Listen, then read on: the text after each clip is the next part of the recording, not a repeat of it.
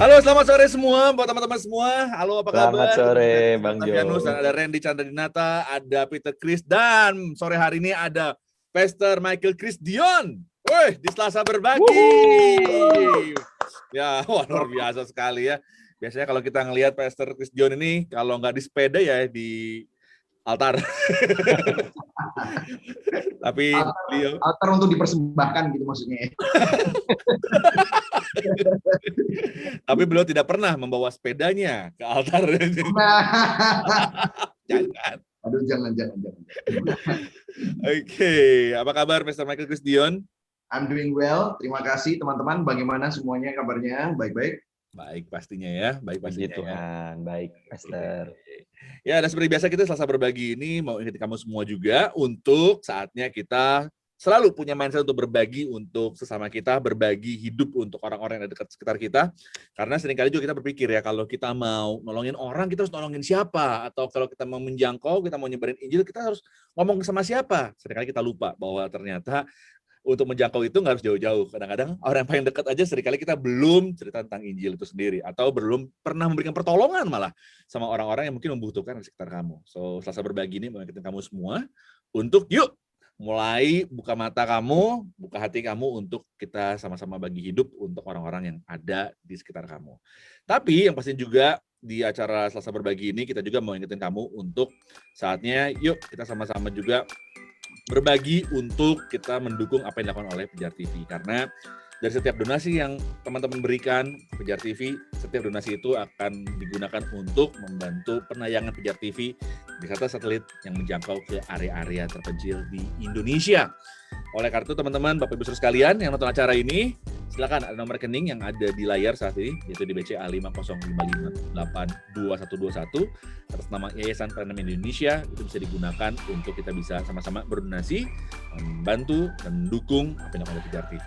Ini bukan masalah nilainya berapa, tapi ini tentang kepedulian kita sama-sama supaya amanat agung bisa disiarkan di seluruh Indonesia.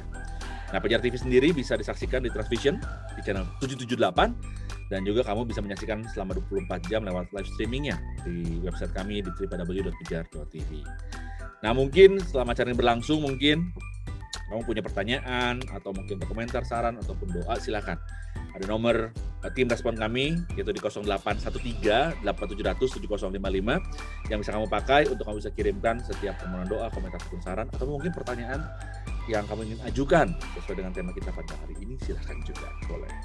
Dan saat ini di online store Pijar TV kita saat ini sudah menyediakan satu buah USB pengajaran dari Pak Esa Soru berisi 23 pengajaran tentang doktrin keselamatan. Jadi 23 video dengan harganya Rp350.000 yang kamu bisa dapetin dengan hadir ke Tokopedia ataupun Shopee dari Pijar TV.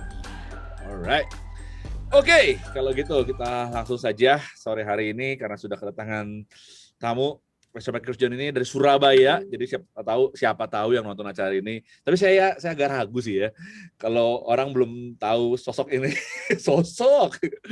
belum tahu beliau. Tapi kalaupun misalnya belum tahu, nah beliau ini domisilinya di Surabaya ya, dan beliau adalah gembala dari GBI Gibeon. Nah, tempat bukan untuk orang sempurna, itu konon katanya slogannya.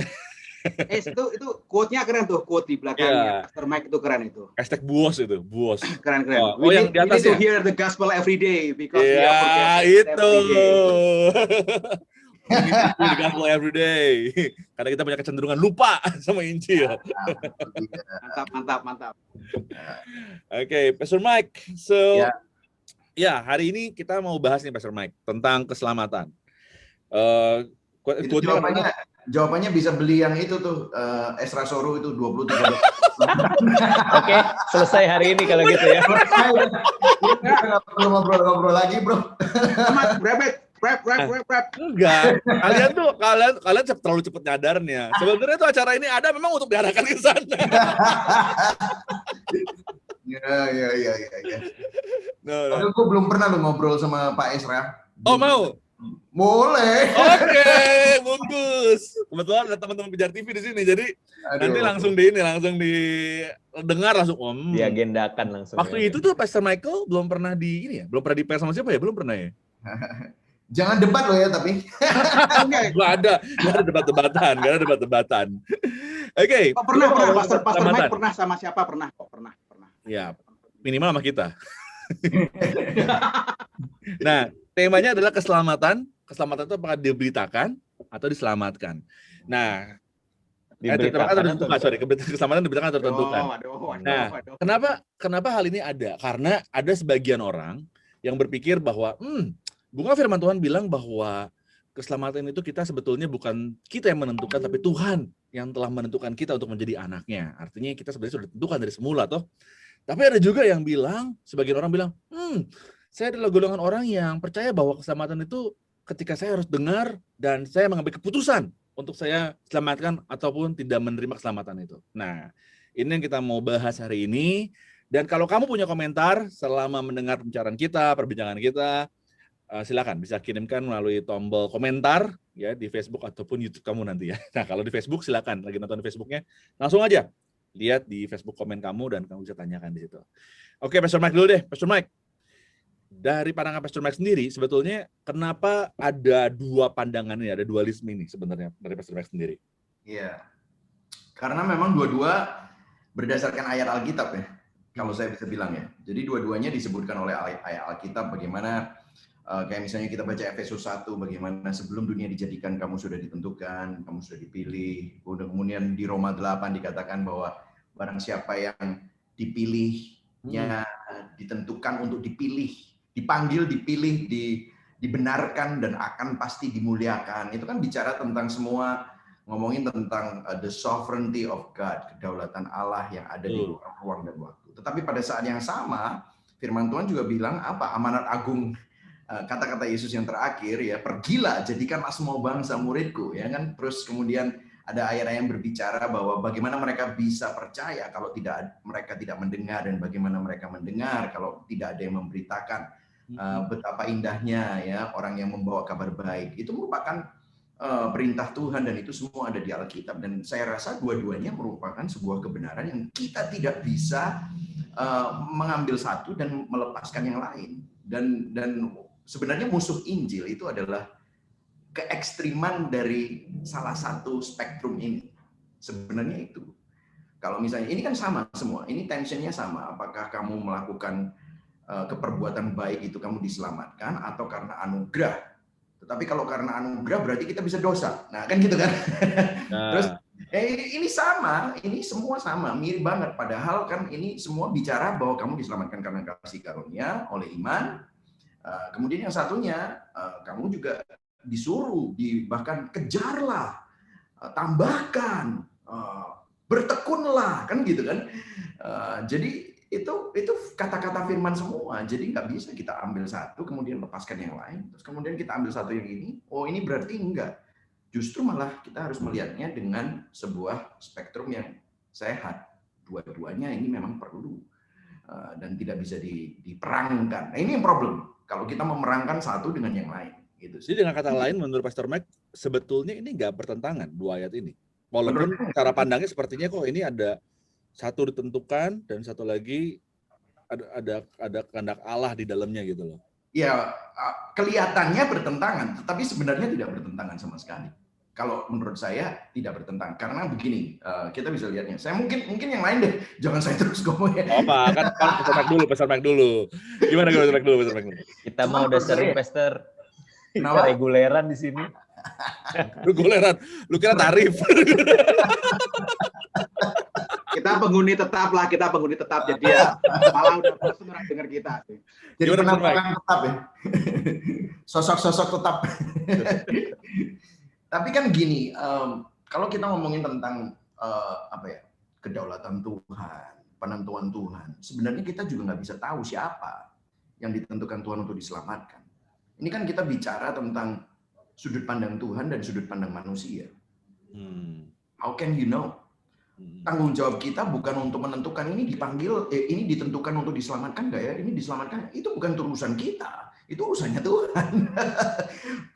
Nggak pernah tuh ada di Alkitab, hakimilah sesamamu, apakah mereka ditentukan untuk diselamatkan atau tidak, kan nggak gitu. Atau inspeksilah hidup mereka, begitu nggak ada. Tetapi kita disuruh apa? Beritakan, kasihi, ya kan, tolonglah, bahkan perhatikan, nasihati, kan gitu. Benar. Semua hal-hal tersebut yang semua disebutkan oleh Alkitab. Dan kalau kita percaya bahwa ada gini, masalahnya kalau misalnya semua udah ditentukan, ya udah kita nggak usah ngapa-ngapain. Karena anyway Tuhan udah berdaulat. Nah, itu fatalisme kan. Akhirnya kita jadi orang yang sangat pasif.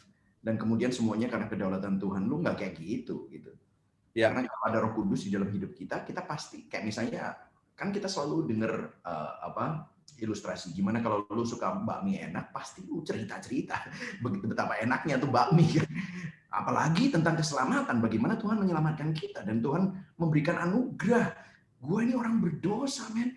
Gue orang mati rohani. Sekarang gue jadi selamat, gue jadi anaknya. Dude, it's unbelievable gitu, tau gak? Kayak lu mau cerita itu kepada semua orang. Dan kalau misalnya Anda adalah penerima anugerah, Anda penerima pengampunan dosa, Anda orang yang dibenarkan padahal Anda orang yang dosa dan dibenarkan menerima kekudusan Allah. Wah, ini sih mind blowing banget. Makanya C.S. Lewis sampai ngomong gini kan, waktu dia menyelidiki Injil, C.S. Lewis bilang gini, kenapa gue jadi Kristen? Setelah gue perhatikan semua filosofi dunia, waktu gue selidiki Injil dan kekristenan, ini nggak mungkin dibuat manusia. Dan itu membuat dia semakin berkobar. Nah, of course saya tahu, yang membuat dia akhirnya sadar adalah apa? Ya, Roh Kudus yang membuat dia sadar. Tetapi melalui siapa? Pemberitaan Injil orang kepada dia, buku-buku yang ditulis tentang Injil yang ditulis, yang diberikan kepada dia. Maka itu semua kan menjadi sebuah means of grace, alat anugerah yang dipakai Tuhan. Nah, tanpa alat anugerah itu bagaimana dia bisa diselamatkan kalau misalnya nggak ada yang memberitakan, nggak ada yang ngasih dia buku, nggak ada yang nulis, ya kan? Gimana dia bisa mengenal Injil tersebut gitu? Jadi makanya kita nggak bisa ambil satu kemudian let go yang lain dan kemudian ambil ini nggak perlu gitu, nggak bisa. Kita harus dua-duanya. Oke. Nah, kalau Randy, lu dengar tadi apa penjelasan dari Pastor Mike, lu sendiri adalah orang yang mana nih? Nah, apakah lu adalah orang yang kayaknya harus memberitakan nih Injil gitu loh? Nggak bisa gitu. Gimana, Ren? Kalau dari rahim yang sama ini, dari rahim yang sama. Wah, rahimnya sama, bro. Bahasanya. Kalau gua anak angkat, bro. anak angkat. Iya. Saya tahu. Gimana, Ren? Aku setuju banget sih tadi apa yang Pastor Mike sampaikan ya, bahwa memang di dalam kedaulatannya, di dalam kemurahannya, Tuhan tuh somehow mengajak kita untuk ambil bagian di dalam pekerjaannya gitu. Aku percaya Tuhan bisa panggil siapapun yang dia pilih dengan cara-cara yang ajaib ya. Misalkan didatengin lewat mimpi, lewat penglihatan dan sebagainya. Tapi somehow kok Tuhan mau libatkan kita gitu di dalam proyek keselamatan ini, bagaimana kita bisa menjadi pemberita kabar baik itu buat orang lain gitu. Dan buat aku satu hal yang menarik adalah kita tuh diajak Tuhan untuk ngerasain sukacita yang Tuhan rasa ketika seseorang itu bisa percaya kepada Tuhan gitu. Ada sukacita surga yang bisa kita alami juga, dan itu nggak bisa digantikan dengan apapun sih, nggak bisa dikatakan dengan perkataan kita, tapi benar-benar cuma bisa dirasain ketika satu orang percaya, sisi surga bersorak-sorai, dan sukacita itu yang Tuhan mau bagiin juga sama kita loh. Jadi kita benar-benar diajak sama Tuhan. Dan kenapa kita memberitakan Injil? Karena tidak ada tanda-tanda khusus yang mana umat pilihan dan mana yang bukan gitu kan. Nggak ada di jidatnya tulisan chosen gitu ya, ada stempelnya. Kaosnya ada bro, kaosnya ada, tapi kan tato ada juga. Iya, kita nggak tahu mana yang dipilih dan tidak gitu. Dan buat aku sih definisi yang dipilih adalah mereka yang ketika mendengar berita Injil itu dengan sadar mereka merespon, mereka menerima kabar baik itu dan akhirnya percaya gitu loh. Jadi kalau ada yang bilang, mungkin dia dipilih tapi sampai akhir dia nggak percaya berita Injil, ya berarti bukan pilihan sih kalau menurut aku gitu. Karena buatku yang disebut pilihan adalah mereka yang memiliki kesempatan untuk mendengar berita Injil, lalu di dalam kesadarannya mereka merespon dan bilang, yes Lord, aku terima karya keselamatan. Gitu sih mungkin dari aku. Nah, tapi kan kita pengen tahu juga nih latar belakangnya. Kalau dari sudut Alkitab berjalan nih, Bible Everyday. Alah, Si penggagas baca Alkitab bukan renungan nih. itu tadi udah semua disimpulkan udah semua. Saya nggak perlu nambahin. Nah, tapi mungkin gini, lu bisa coba ceritain apa sih sebetulnya mungkin ada konteksnya dari ayat tersebut, kedua ayat tersebut gitu. Mungkin bisa lihat gitu. Jadi kita bisa lihat jembatannya. Gini, aku lihatnya kepada usaha manusia. Tadi Pastor Mike juga mengatakan ada usaha manusia, teologi dan segala macam itu usaha manusia. Tadi Randy menarik ketika mengatakan proyek keselamatan gitu kan. Kalau ngomongin proyek itu rawan, bro. Karena proyek rawan dikorupsi. Jadi ya kan. Ini menarik karena Tuhan kasih yang disebut Pastor Randy tadi proyek gitu kan. Kadang-kadang sampai di tangan manusia kemudian dikorupsi atau ditambah-tambahin yang usaha manusia untuk mengerti apa maksud Tuhan kan gitu kan. Usaha manusia mengerti maksud Tuhan. Aku kembali kepada tadi karena tertarik kepada quote dari pastor yang di atas tadi, ruangannya Pastor Mike itu, Injil harus diberitakan setiap hari atau kita baca setiap hari karena kita banyak lupa gitu kan. Itu relate banget dengan apa yang kita bicarakan hari ini. Amanat Agung mengatakan bahwa pergi ke semua bangsa. Tidak pergilah ke bangsa yang dipilih gitu kan. Gue udah tentukan nih, Petrus, ini ada listnya. Ini ya, lo pergi ke sini, lo pergi kan nggak gitu kan. Tapi pergi ke semua bangsa. Nah, nyambung ke tadi, ketika pergi ke semua bangsa artinya belum dengar berita keselamatan ini kan. Belum dengar berita keselamatan ini. Keselamatan sudah ada buat semua orang. Tetapi orang yang sudah pernah mendengar dan orang yang sudah belum pernah mendengar, pasti respon dalam hidupnya berbeda.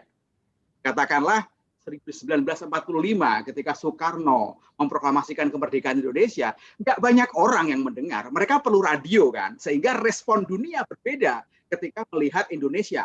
Demikian juga di pelosok ketika mengatakan lagi ada film-film, loh, apa Indonesia merdeka atau Pak?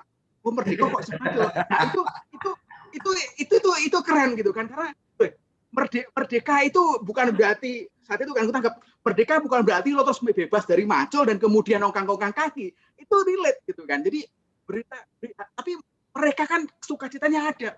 Oh, udah nggak ada lagi company, udah nggak ada lagi nikah yang ini. Kayak gitu nggak ada, tapi bekerja tetap. Ngomongin tadi bekerja tetap gitu kan. Tapi suasananya pasti berbeda ketika bekerja dalam tekanan dan bekerja dalam kemerdekaan.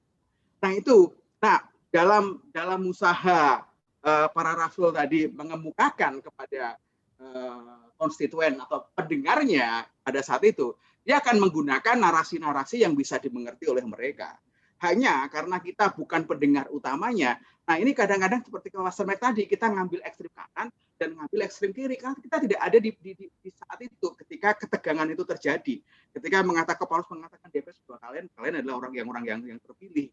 Itu kurasa. Dan antara Efesus dan antara Amanat Agung, antara apa yang dikatakan Paulus, ya diajarkan Paulus, dan apa yang dikatakan Yesus pada Amanat Agung, itu berjalan bareng, beriringan, paralel. Karena kalau tidak ada yang memberitakan, bagaimana bisa mereka mendengar bahwa diri mereka sudah selamat? Itu gitu kan. Bagaimana bisa mendengar? Dan ketika mereka selamat, mereka merdeka, wah rasanya itu beda gitu. Enggak.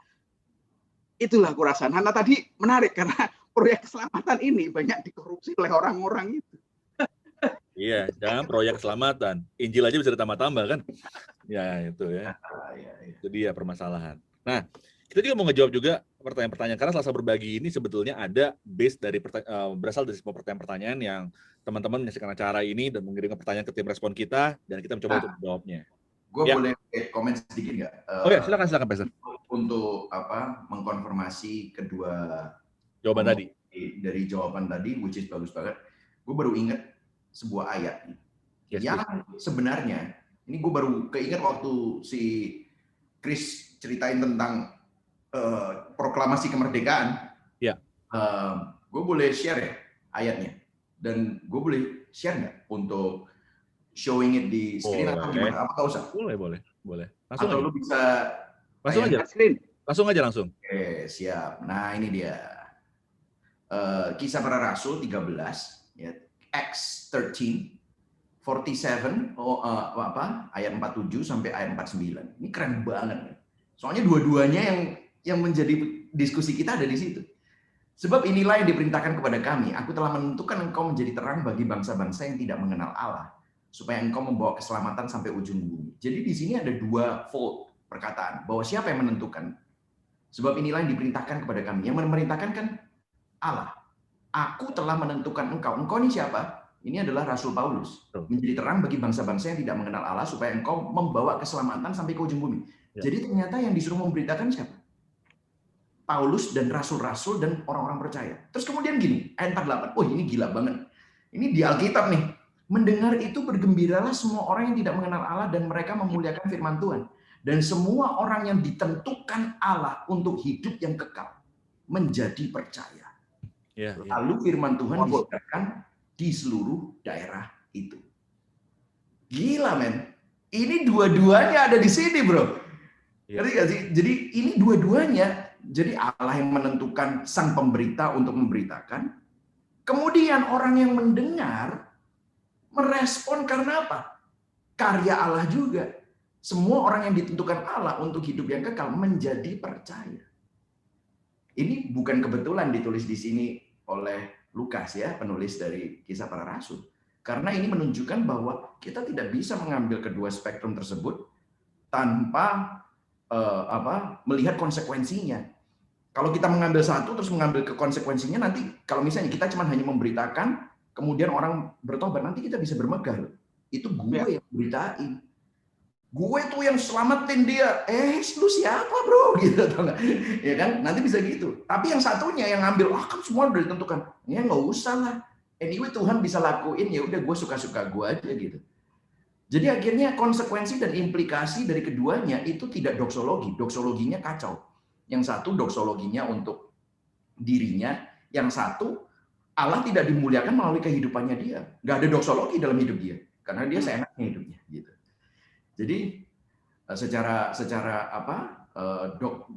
doktrinal ini juga sangat nggak sehat waktu kita mengambil satu dengan yang. Anyway, itu aja yang gue mau tambahkan. Oke, Pastor Mike, thank you. Wah, langsung jadi ini, langsung full. Ya udah kalau gitu. Oh enggak. Boleh beli tadi 350.000 tadi yang 20 sama.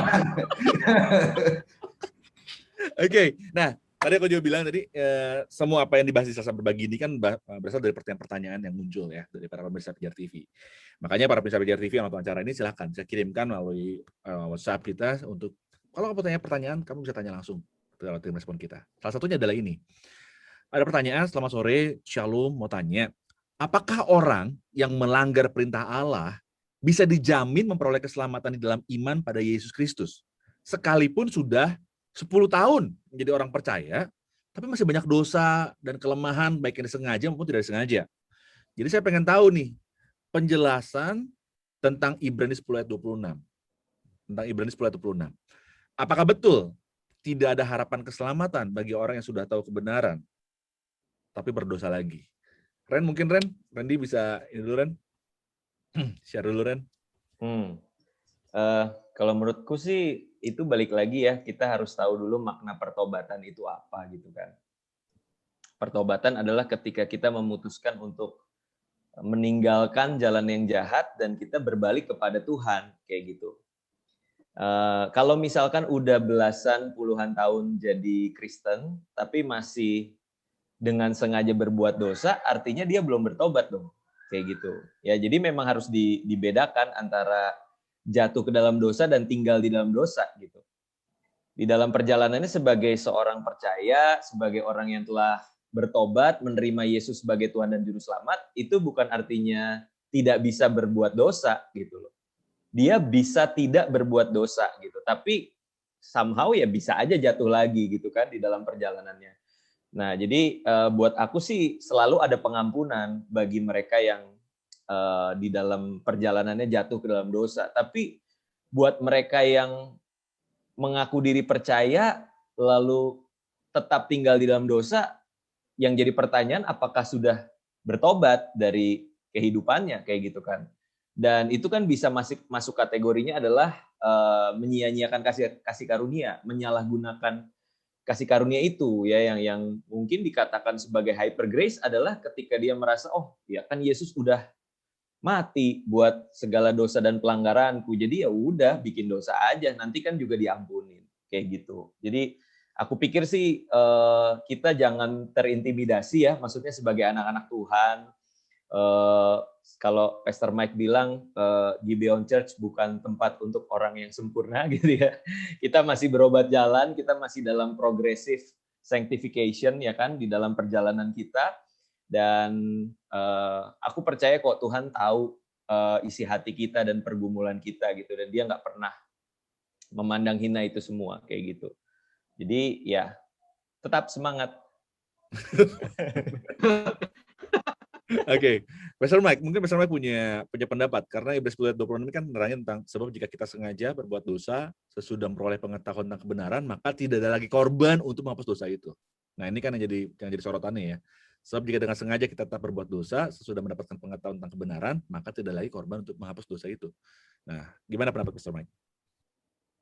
Di-unmute dulu kok, Pas. Unmute.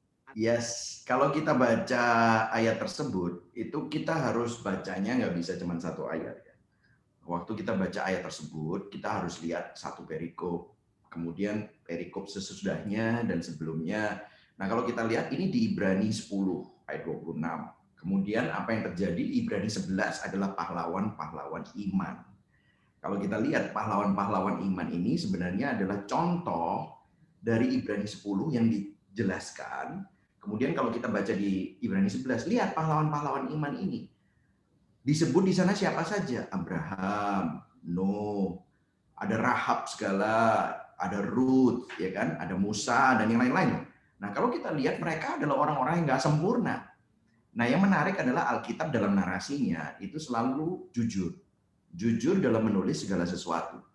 Maka waktu Alkitab menulis kejujurannya itu, dengan kejujurannya, kita bisa melihat bahwa rencana Allah dan Tuhan itu tetap bekerja melalui orang-orang yang tidak sempurna dan masih jatuh di dalam berbagai-bagai bahkan pencobaan dan dosa. Tetapi rencananya tidak gagal hanya gara-gara ketidakmampuan mereka, karena Allah yang akhirnya memampukan mereka. Nah, Ibrani 10, 11 dan 12 itu sebenarnya adalah cerita bagaimana kalau orang yang ada di dalam anugerah Tuhan, maka dia tidak akan hidup sembrono. Dia akan terus kembali kepada anugerah kasih karunia Tuhan dan kembali berjalan dalam kepercayaannya kepada Tuhan yang setia terlebih dahulu. Jadi kita mungkin saja tidak setia, tidak setia maksudnya dalam konteks bahwa kita tidak akan mampu setia kalau tidak karena kesetiaan Tuhan, gitu. Sehingga kalau saudara mungkin percaya Tuhan dan saudara jatuh dalam dosa. Nah, jatuh dalam dosa beda ya sama hidup dalam dosa. Hidup dalam dosa itu bicara tentang memang kamu tidak merasa bersalah waktu berdosa. Kamu bahkan nyaman dengan dosa. Tetapi jatuh dalam dosa itu kamu kayak ikan yang ikan tawar ditaruh di dalam ikan laut. Itu bukan habitatmu. Itu bukan tempat di mana kamu memang nyaman di sana. Of course kamu nggak nyaman, kamu conflicted, kamu ingin bertobat, kamu merasa bersalah, and you felt horrible, and you want to get right with God. Itu adalah suatu anugerah.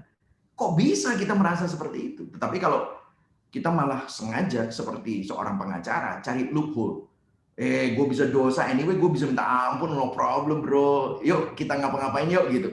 Itu namanya lu belum lahir baru. Barang siapa yang ada di dalam Kristus, 2 Korintus 5:17, dia adalah ciptaan yang baru, bukan improvement dari yang lama, tapi completely new.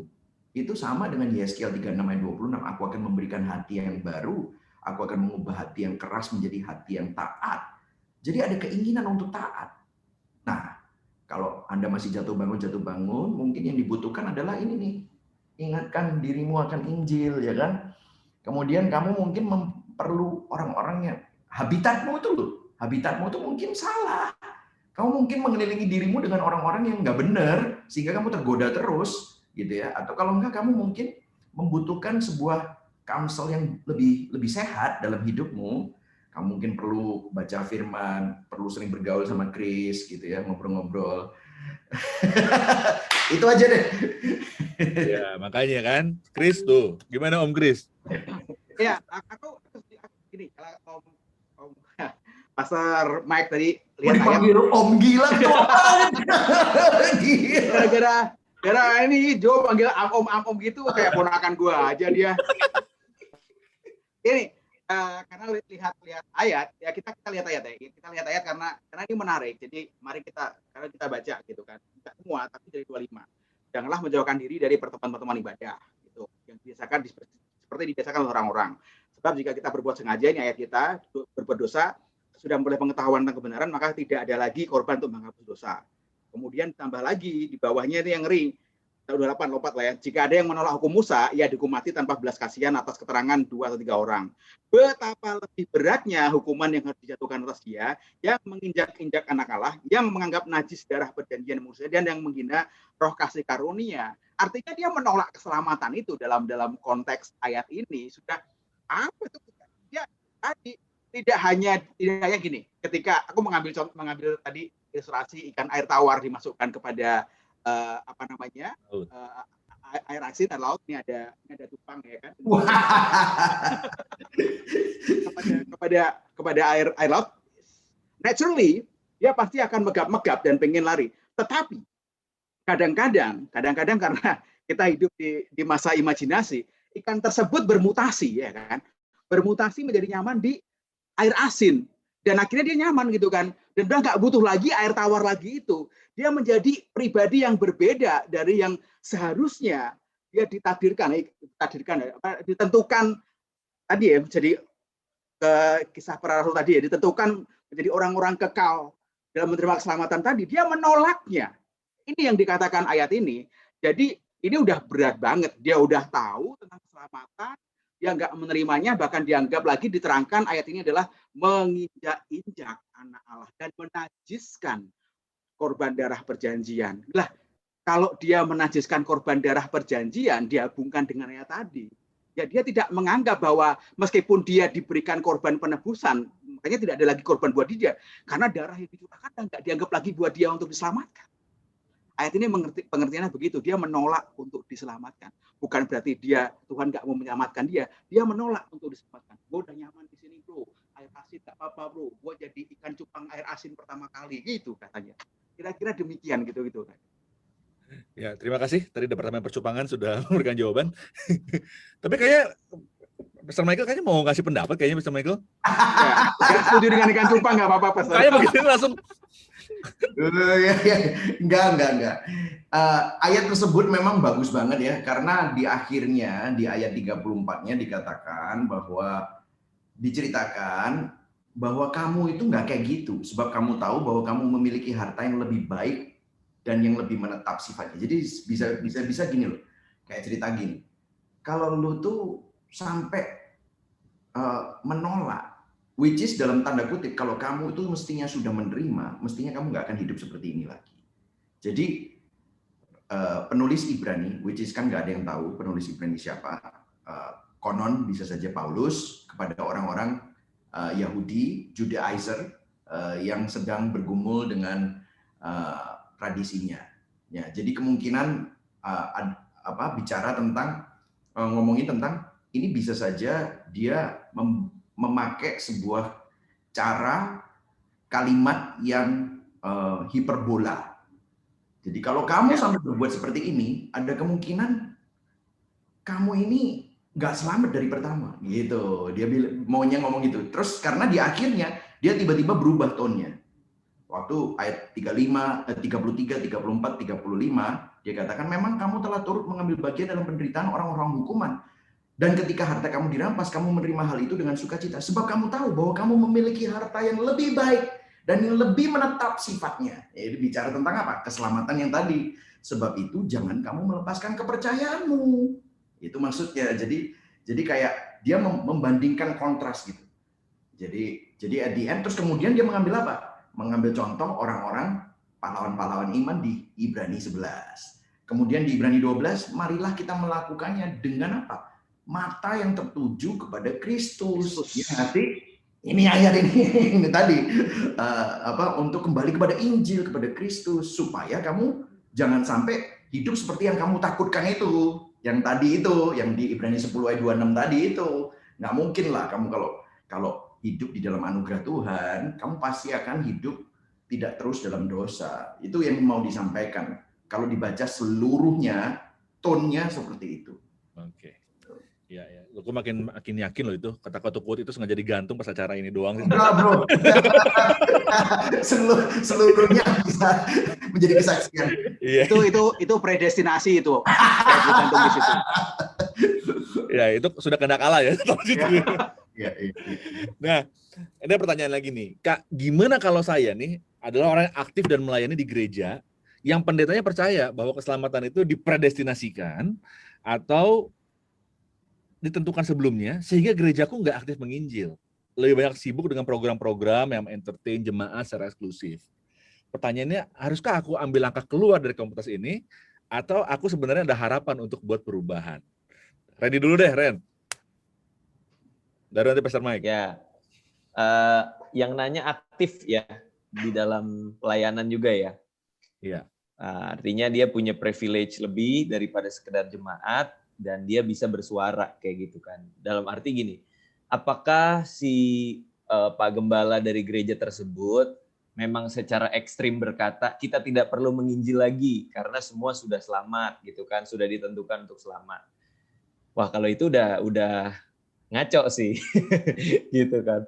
Tapi kalau misalkan karena secara nggak sadar gitu, karena penekanannya terlalu di ekstrim yang situ, sehingga soal penginjilan itu tidak tersentuh, tapi itu di dalam ketidaksadarannya, sebagai seorang pelayan Tuhan di sana, apakah ada ruang untuk bisa menyampaikan pendapat kayak gitu? Ya, maksudnya bagaimana jika sebagai seorang hamba Tuhan, pelayan Tuhan di sana memberikan masukan gitu. Maksudnya misalkan Pak Gembala ada waktu sebentar, saya mau diskusi misalkan gitu kan dengan cara-cara yang baik.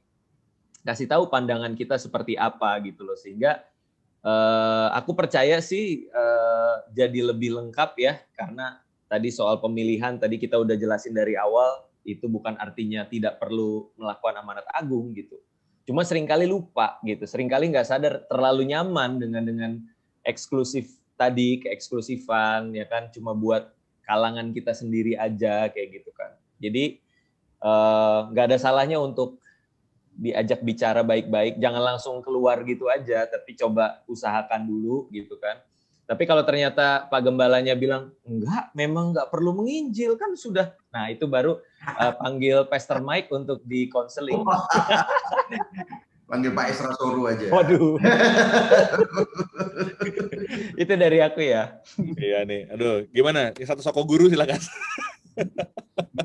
Pastor Mike gimana, Pastor Mike? Kok gue soko gurunya, bukan Chris ya, soko gurunya. Kan kalau tadi pendapat youth pastor, nah ini kalau pendapat senior pastor gimana nih? Mungkin berbeda mungkin, gimana? Tapi saya setuju banget apa yang disampaikan oleh Randy, karena kalau kita mempunyai kesadaran seperti itu, ada kemungkinan Tuhan melalui Roh Kudus-Nya memakai Anda, karena tubuh Kristus itu kan luas ya.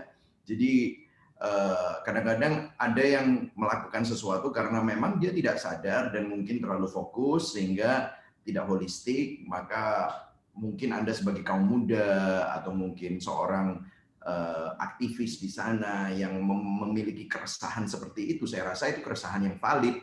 Dan sebelum kamu menginjakkan kaki, bukan menginjakkan, menanggalkan dan melepaskan jubah gitu ya dari tempat itu, saya rasa sih nggak fair kalau kita nggak menyampaikan apa yang menjadi keresahan kamu dan membawa sebuah angin yang fresh kepada kepemimpinan di sana. At least ngomong sama ketua pemuda kamu, mungkin sama majelis yang ada, dan coba diskusikan. Tetapi pada saat dan jangan menyerah, karena ada kemungkinan mereka memang ada alasan-alasan tertentu. Kadang-kadang kan seseorang mempunyai pandangan tertentu, itu belum tentu kita tuh harus memaksakan pandangan kita. Bisa saja ini tahun ini, saya nggak tahu kan, what is the reason behind it. Jadi temukan. Kadang-kadang karena nggak kenal, hanya melihat dari jauh, maka kamu nggak ngerti gitu. Tadi saya baru cerita bagaimana saya pun juga sering salah dimengerti, tapi waktu ngobrol-ngobrol, oh begitu gitu. Jadi akhirnya lebih mengerti gitu. Itu sih. Ngopi-ngopi lah bro, gitu ya. Ngopi bro. Ajak gembalanya ngopi gitu ya. Nah, tuh kan langsung ngopi. Om Kris, silakan Om Kris sambil ngopi, silakan kasih jawabannya Om Kris. Ini aku malah tertarik pada pernyataannya gitu kan. Lebih banyak sibuk dengan program-program yang mengentertain jemaat secara eksklusif. Gue pengen jadi pindah ke sana ya biar di entertain ya.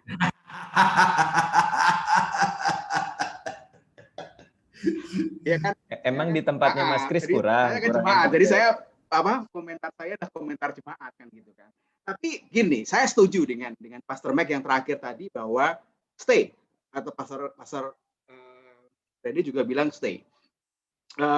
Itu kayak Nehemia gitu kan. Nehemia ketika bangun tembok gitu kan, dengan segala macam halangan baik dari dalam dari luar, dia stay on the wall. Itu keren sih gitu kan. Sampai tembok itu berdiri gitu kan. Gue nggak bilang, tapi aku mengalaminya gitu kan. Mengalaminya dalam arti yang berbeda. Jadi mempraktekkan apa yang dikatakan Pastor Mike tadi, menginformasikan kepada orang-orang yang punya wewenang, punya otoritas itu, dan dikatakan di sana gitu kan. Meskipun tidak didengar ya, nggak didengar nggak masalah gitu kan. Saya masih ada orang-orang yang bisa saya beritahu, dan ini posisi saya dan ini yang seharusnya dilakukan gitu kan. Itu tidak didengar pada saat itu. Tapi menariknya kawan-kawan, adalah di akhir-akhir ini itu ide-ide yang saya kemukakan segala macamnya itu mulai timbul, dan aku gembira meskipun bukan aku yang diajak terlibat gitu. Gue cukup senang bahwa wow, ini keren sih, kembali ke tracknya. Itulah sebabnya kalau teman-teman lihat di Instagram saya struggling dengan pindah gereja atau tidak, itu kan ada itu kan, perlu nggak sih pindah gereja, salah nggak pindah gereja, apakah yang perlu dikerjakan itu kan, itu ada banyak saya taruh di posting, struggle jadi posting juga. Tapi saya stay gitu kan, dan menariknya adalah ada beberapa leaders juga yang kemudian mengikuti apa yang saya kerjakan gitu kan, dalam artian baca Alkitab dan seterusnya. Walaupun konteksnya mungkin berbeda, tapi temanya berbeda. Tapi yang saya kerjakan, saya stay on the wall dan doing what I'm doing, selalu melakukan itu, dan tetap aja gitu kan, dan menginspirasi orang-orang beritahukan, lebih baiknya begini kan. Pada mulanya mereka nggak setuju, tapi kemarin ketika terakhir ada leaders meeting, saya ditanyain minta pendapat kemudian dia bilang, oh ya ini yang benar yang seperti yang dikatakan oleh rekannya yang sedang bikin kelas seperti itu. Padahal saya udah dari dulu ngomong seperti ini. Aku artinya ya udahlah ya, mereka udah kembali ke jalan yang benar, ya udahlah meskipun tidak melibatkan diriku. Tapi artinya apa? Artinya ada harapan bahwa informasikan saja dan nggak perlu tergesa-gesa untuk pindah gereja sih. Itu poin saya, dan itu menegaskan apa yang dikatakan oleh Pastor Mike tadi, bahwa kita perlu kemukakan, kita perlu informasikan, kita perlu komunikasikan, dan tunggu aja, prosesnya ada di sana. Ya, oke, thank you. Tapi memang kalau misalkan kita, kalau misalkan kita memang lihat dari konteks pertanyaannya ya, kita juga memang harusnya jangan terlalu buru-buru juga ya, terlalu buru-buru untuk wah ini kayaknya gereja saya nggak menginjil nih, jadi saya harus cepat-cepat melepas jabatan atau melepas kewenangan saya untuk memimpin untuk melayani di dalam gereja. Karena bisa aja sebenarnya program gereja itu adalah bagian dari penginjilan. Misalkan kayak pandemi saat ini gitu kan, ada banyak gereja dia nggak mau bilang bahwa oke, ini adalah program penginjilan, tapi misalkan dia membagi sembako sebagai buka percakapan, pada waktu bagi sembako itu juga bisa dilakukan kan sebenarnya kan. Atau misalkan justru dia bikin retreat mungkin, atau ada program-program gereja yang lain yang kita bisa pakai itu untuk mengundang banyak orang sebetulnya. Jadi perspektif kita sih sebetulnya ya, mungkin yang harus kita benerin juga gitu. Jangan langsung karena tidak diajarkan di mimbar bukan berarti bahwa gereja itu menginjil.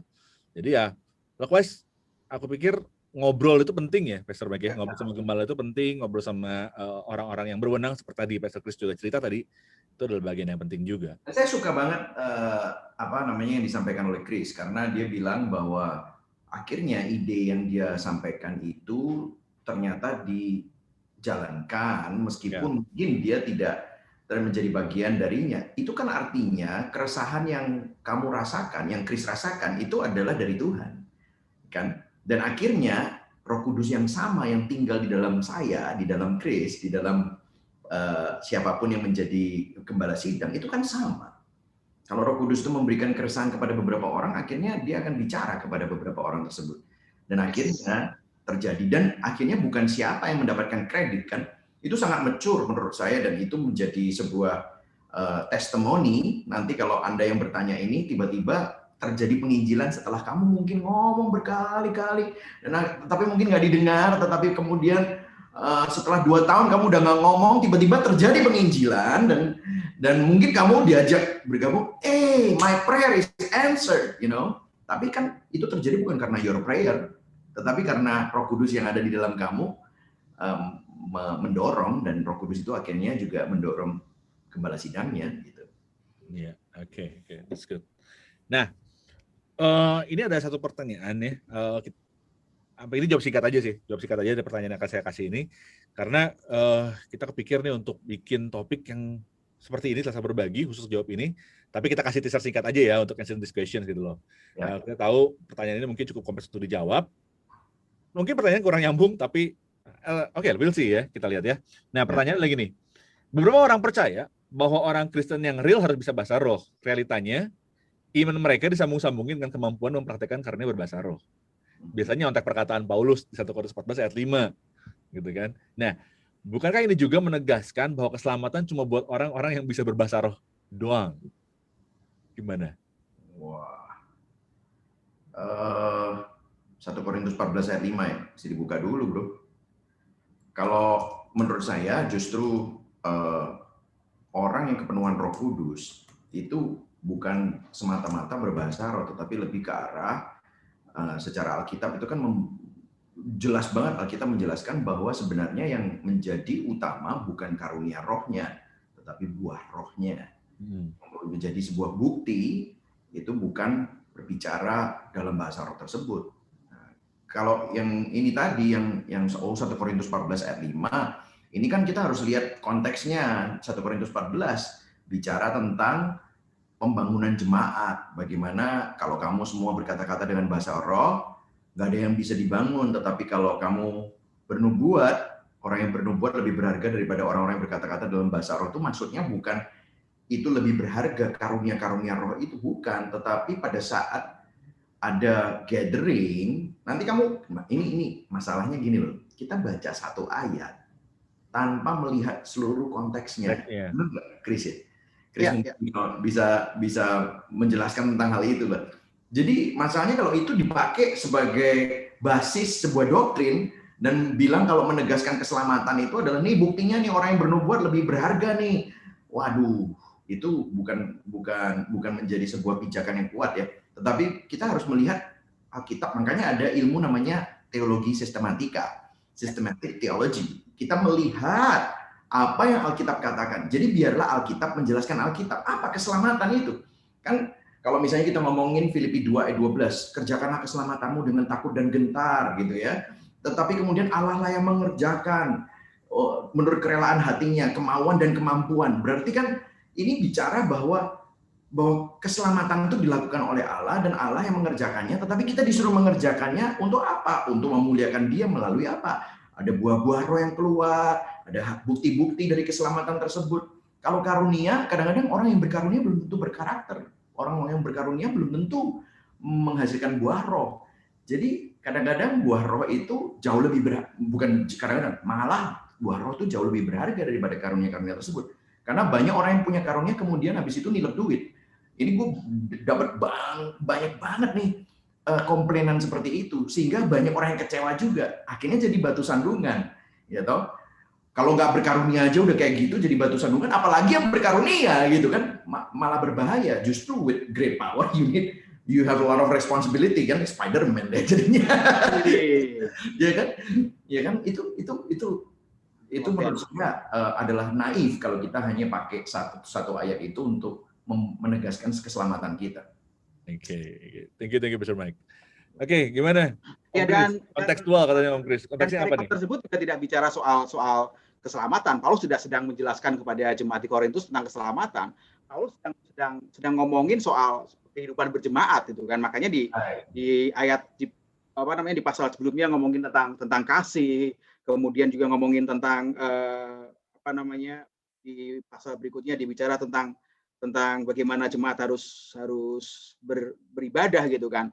Dan itu dijawab ayat 14:5 itu dijawab keruwetan yang terjadi di Korintus itu tentang banyak orang yang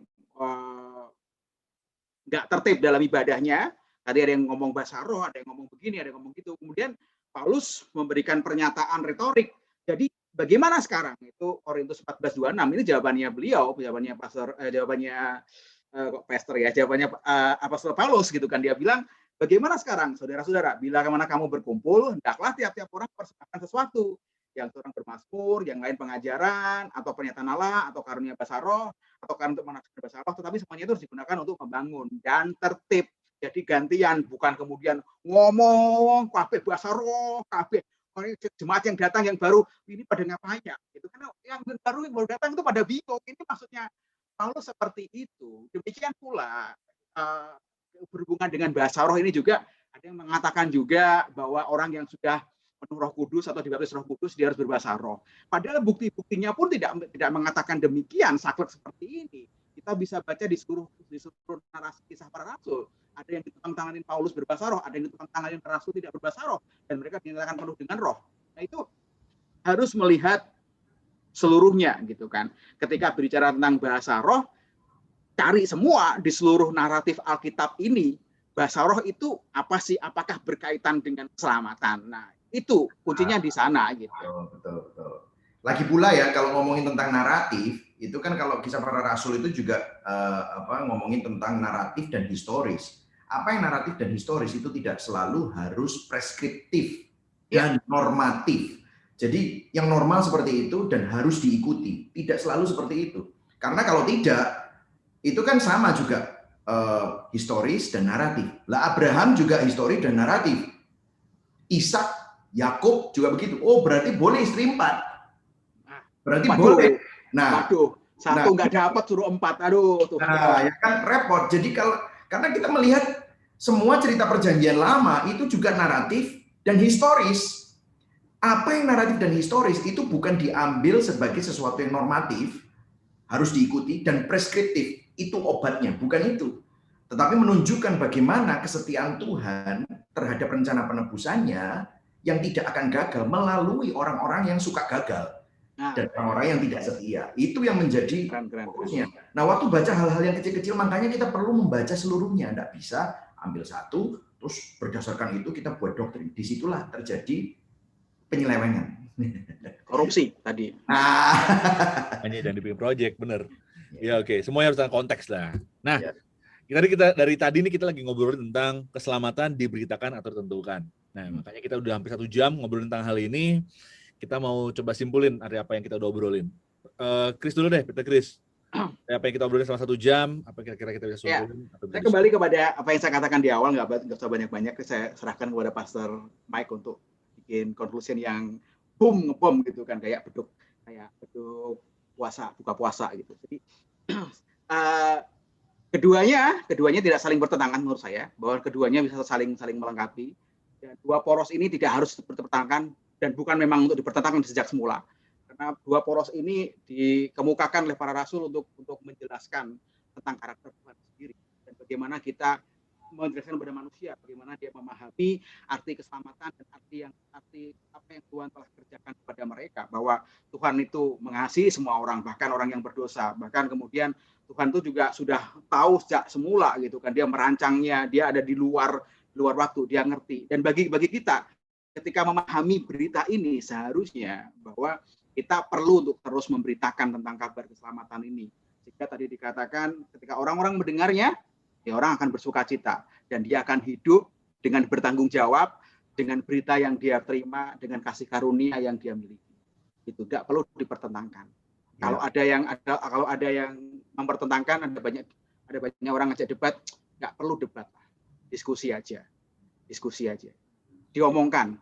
Kalau dari jauh mungkin nggak kelihatan ganteng, didekatin ya mungkin nggak ganteng juga sih, tapi enak diajak ngomong. Oke, Mr. Mike, kita. Ya, seperti tadi saya bilang, kita tidak bisa mengambil, kalau ngomongin tentang apakah itu ditentukan atau diberitakan. Nah, sebenarnya dua-dua adalah pernyataan kebenaran. Nah, di dalam ditentukan ini pun ada dua pandangan. Ya, jadi kita nggak usah sebut pandangannya apa, tetapi itu memang menjadi denominasi yang berbeda. Tetapi di dalam denominasi yang berbeda ini sebenarnya perbedaan pandangan ini bukan tentang keselamatan itu sendiri loh. Tetapi soal memahami prosesnya. Mereka itu sepakat dua-duanya bahwa keselamatan itu hanya ada di dalam Yesus Kristus. Bahwa keselamatan itu adalah kasih karunia Allah. Dua-duanya percaya itu. Namun gimana cara bekerjanya, ini adalah perbedaannya. Nah, dua-dua juga percaya yang ini. Jadi kalau misalnya ngomongin tentang ini atau ini yang ditentukan atau diberitakan, ini harus diimbris dua-duanya. Jadi ditentukan ada dua pandangan, ditentukan berdasarkan ketetapannya atau kemahatauannya, tetapi itu bukan diskusi malam ini. Dua-duanya percaya itu ditentukan. Yang satunya perlu diberitakan. Dua-dua juga percaya itu perlu diberitakan. Jadi itu bukan masalah. Nah, yang masalah adalah kalau ada orang yang percaya satu dan tidak yang lain, itu enggak benar, karena kita tidak bisa hidup tanpa, kita tidak bisa menghidupi kekristenan tanpa percaya dua-duanya. Karena yang pertama, sudut pandang Tuhan membawa suatu ketenangan bagi saudara dan saya yang ada di dalam Kristus. Artinya, kepastian keselamatan itu ada. Yohanes 10 ayat 26 berkata, domba-dombaku mendengar suaraku. Ya kan? Dia tidak akan menolak siapa yang datang kepadaku, dan siapa yang diberikan Bapa kepadaku tidak ada seorang pun yang bisa mengambilnya. Tetapi kemudian tadi kita baca bagaimana waktu pemberitaan Injil diberitakan, apa yang sudah ditentukan Allah untuk hidup kekal menjadi percaya. Artinya pemberitaan keselamatan harus tetap diberitakan selama-lamanya. Selama kita masih hidup, beritakanlah kabar kebaikan itu. Karena kita orang-orang yang sudah diselamatkan dan menghidupi anugerah. Itu saja. Amin, mantap sekali. Aduh, thank you, Pastor. Aduh, thank you banget. Peter Chris sudah. Oke, tapi sebelum tutup nih ya, ini ada satu juga hal yang mesti diceritakan. Waduh, karena ada teman-teman dari UF ya, mereka akan bikin Natural Synergy Online Experience tanggal 29 Juni sampai 1 Juli. Dan kamu bisa lihat brosurnya ya, ada berbagai speakers di sana dengan berbagai macam orang-orang yang kita bisa tahu untuk kita belajar lebih banyak lagi tentang apa itu sinergi dan apa yang akan disajikan oleh Liquid Fire tanggal 29 Juni sampai 1 Juli. Dan untuk informasinya bisa langsung mampir aja ke unlimitedfireyouth.com. Oke, Pastor Chris Dion, thank you banget for your time. Thank you, Pastor Chris. Thank you banget. Thank you, Pastor Mike. Thank you semuanya. Appreciate it, Chris, Joe. Yes, thank you Pastor Mike, dan juga salam juga hormat juga buat setiap jemaat di GBI Gibeon ya. Oh, thank you banget, thank you. Dan juga Peter Chris, thank you. Randy udah pamit duluan. Peter Chris, thank you. Semoga selalu semangat tentunya ya. Jangan kemana-mana ya. Semoga presentasinya Randy juga berhasil dan lulus. Ya, ketahuan deh. Ya, dia harus, teman-teman maaf ya kalau Randy harus cepat-cepat cabut karena dia ada presentasi, jadi harus segera kabur. Tapi itu nggak ngurangin sukacita kita, karena minggu depan kita akan ketemu lagi tentunya di Selasa Berbagi, untuk kita juga bisa selalu diingetin untuk yuk berbagilah untuk sama. Tapi juga diingetin bahwa ini bukan masalah apa yang kamu tahu dan apa yang kamu percaya, karena firman Tuhan itu nggak ada yang bertentangan, semuanya saling mendukung, saling support. Tinggal perspektif kamu aja dibenerin, intinya itu ya. Oke, thank you teman-teman. Ketemu lagi Selasa Berbagi minggu depan di Pijar TV. Salam terang bagi Indonesia.